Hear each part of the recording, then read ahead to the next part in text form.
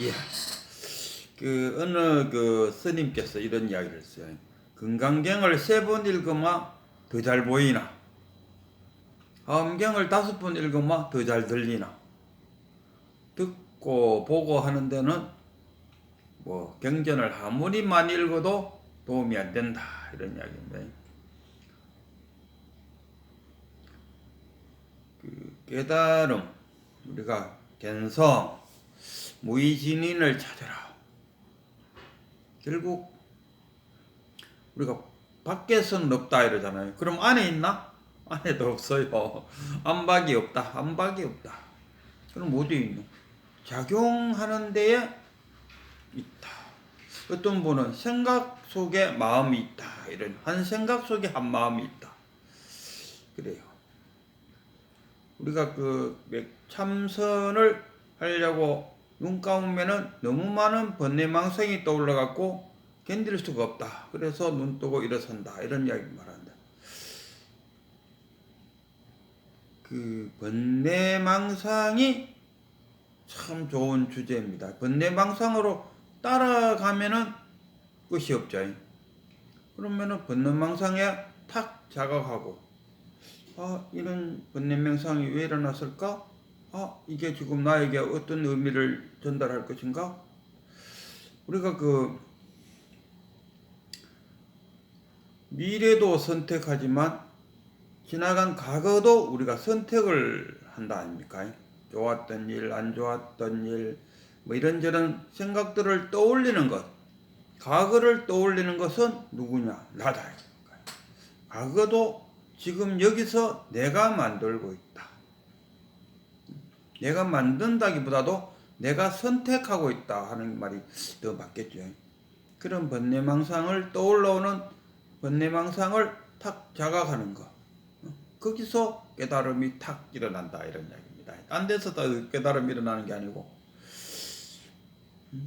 그래서 번뇌망상이 보면은 딱 자각하고 하다 보면은 더 이상 번뇌망상이 이제 신기하게도 안 일어나요. 그러면 그 자리에 턱 내가 편안한 자세로 이렇게 둘러봐요. 여기네? 여기가 내 고향이네? 아이고, 그렇게 찾던 곳이 여기구나. 그렇게 된다. 그러니까,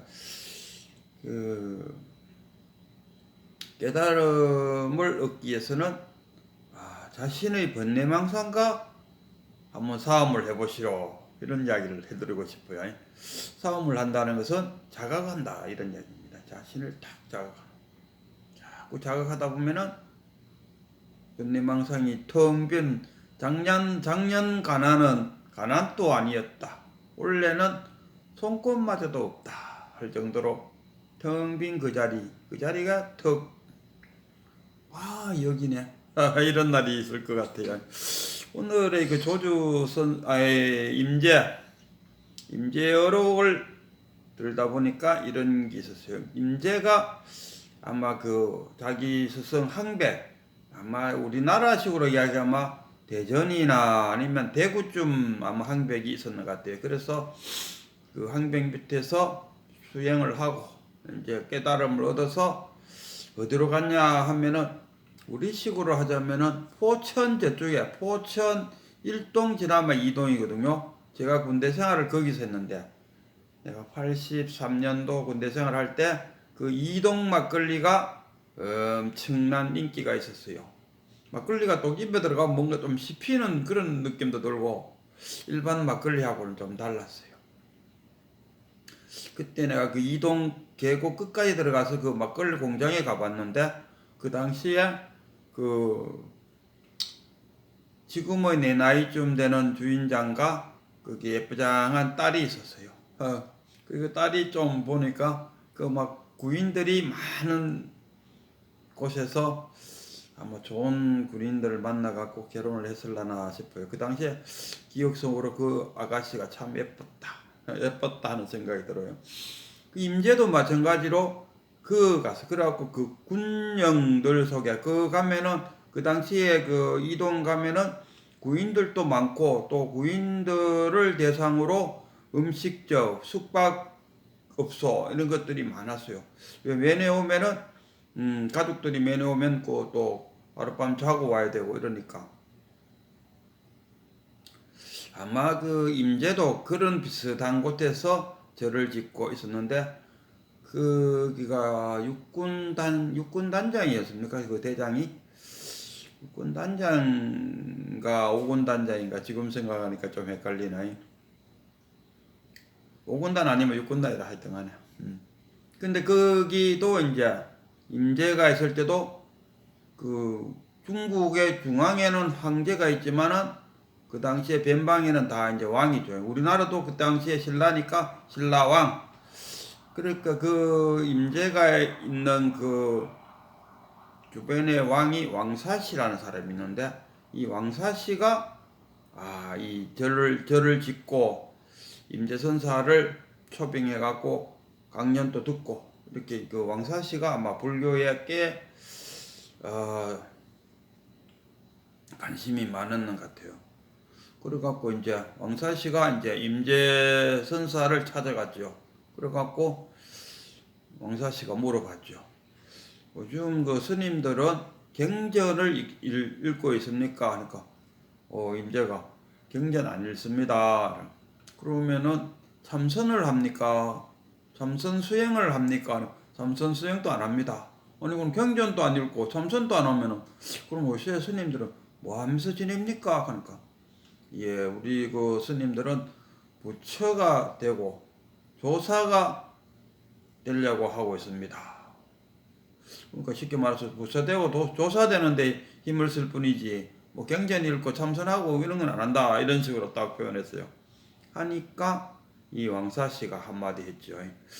그 귀하다는 금가루가 눈에 들어가면은 눈병이 걸린다는데 여기에 대해서는 어떻게 생각하십니까? 하고 탁 던지니까 임제가 깜짝 놀래요. 아이고 뭐 이 왕사시라는 사람이 그냥 불법에 조금 관심은 있지만 이렇게 한 소식한 사람인 줄은 몰랐는 거래요. 그래서 깜짝 놀란 표현을 했어요. 아니 왕사시가 귀한 금가루가 눈에 들어가면은 아무리 귀해도 눈병을 일으키는데 거기에 대해서 어떻게 생각하십니까? 그 한마디에 임제가 깜짝 놀랐다. 이 깨친 사람이네. 이래 됐다 아닙니까? 왜 그랬을까? 우리가 경전을 읽는다 했을 때, 경전을 읽거나 참선 수행을 한다 할 때, 목적이 부처되는 거잖아요. 그러면은, 그 경전도 안 읽고, 참선 수행도 안 하면서도 부처되려고 한다. 그게 그거잖아요. 다 목적을 위해서, 부처되거나 조사되기 위해서, 되려고 하고 있다. 부처나 조사가 좋긴 하지만, 그 또한 목적을 갖고 있으니 눈병을 만들 수밖에 없다. 이런 이야기입니다. 그래서 임제가 깜짝 놀랐죠. 그 임제 밑에 그 시자 낙포가 있어요. 그 낙포한테 이제 물어봤어요. 그 당시에 그 덕산방 임제할 할 정도로 이제 소문이 쫙 났어요. 그래서 임제가 자기 그 시자한테 어떤 사람은 주장자로 가르치고 어떤 사람은 할로 가르치는데 어느 것이 더 낫겠노 하니까 시자가 둘 다 소용이 없는 것입니다. 그래? 그럼 니는 그러면 어떻게 가르칠 것인고 하니까 그 시자가 할 했어요. 하니까 임제가 그는 머리를 주장자로 내리쳤다. 아니 왜 내리쳤을까? 그 당시에 보면 임제가 이 할을 잘하고 그 제자들도 이 할을 잘한 것 같아요. 할이라는 것은 그야말로 할인도 살인금 한 방에 두 개의 금을 내리칠 때 사용되는 건데 그 시자가 두 개 다 소용없다 켜놓고는 지는 또 할한다. 그러니까 앞뒤가 안 맞다 아닙니까? 그래서 한 방 두드려 맞았다. 정법을 구족하지 못한 놈, 그냥 흉내만 내는 놈, 말 잘하는 앵무새 같은 놈. 또 이제 보면은 조주선사, 그러니까 임제 때 보면은 조주랑 덕산이랑 전 그때 뭐 기라성 같은 선지식인들이 동시대에 살았다 아닙니까? 야, 그 당시에 참, 그 선이 정말 풍부한 시절이었어요. 임재우의 항백, 항복의 백장, 이 임재가 원래는 그 백장을 만들러 갔는데 백장이 가보니까 죽었어요. 그래서 할 수 없이 항백 만났다. 뭐 이런 이야기도 있는데 그 임재사에 임재어록에는 조주가 임재를 찾아왔고 조주어록에는 임재가 조주를 찾아갔다 하는 그런 아주 참 재밌는 어록이 있어요.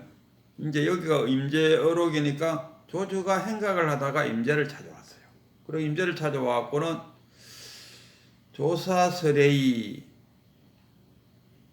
달마가 서쪽에서 온 이유가 무엇입니까? 하고 물었어요. 그다음 그때 임재가 발을 씻고 있어요. 그래서 내가 지금 발을 씻고 있습니다 하니까 조주선사가 발 씻는 모습과 소리를 들으려고 이렇게 길을 갖다 대니까 또 내가 이제 발을 다 씻고 물을 버리려 합니다 하니까 조주가 그냥 막 두말 없이 휙 하고 가버렸대. 그게 이제 임재선사의 어록에 그렇게 돼 있고 조주선사 어록에는 임재가 조주를 찾아갔어요. 임재가 조주를 찾아가서 조사설의 하니까 내가 지금 발을 씻고 있다. 그러니까 그 조주가 한마디 더 했는데 알아들었으면 다행이고 못 알아들었으면 함부로 입을 열지 말시오 했는데 임재가 바깥으로 핑 가버리고 나있기는 조주가 에이 안 해도 될 말을 내가 쓸데없이 한마디 더 했네 이렇게 어록에는 기록되어 있어요. 뭐 임재가 찾아갔던 조주가 찾아갔던 뭐 큰 문제는 안 되는데 그냥 뭐 무게가 상충되니까 그럼 우리 상식적으로 한번 생각해 볼 때 내 그 분별심을 발휘해서 한번 생각해 보면은 임재 후에 항백이고 항백 후에 백장이지 않습니까? 백장 후에 마조.